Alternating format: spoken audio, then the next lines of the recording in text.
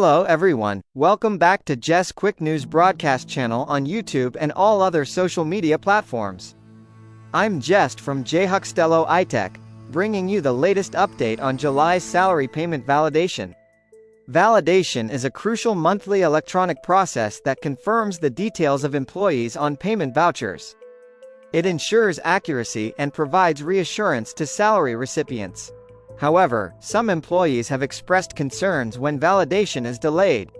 When validation is completed, salary recipients may encounter various issues such as reduced salaries, unauthorized deductions, promotion complications, or changes in their records in the ESPV, Employee Salary Payment Voucher.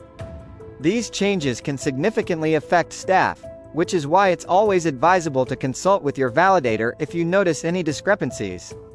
The long-awaited validation window for July is finally here. Here are a few notable changes recorded on the Electronic Salary Payment Voucher, ESPV. 1. 2% increment.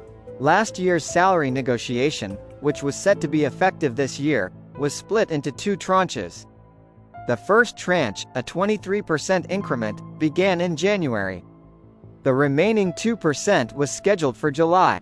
Despite the delay in validation for this month, it has been confirmed that the 2% increment has been successfully applied. 2. Point increment. Staff members are entitled to a point increment each year, based on their employment date. This increment often comes with a certain percentage increase in their gross salary.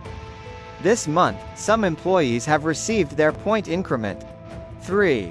Arrears for some staff. Some colleagues who had discrepancies with their staff identification numbers have been paid with arrears, addressing previous issues.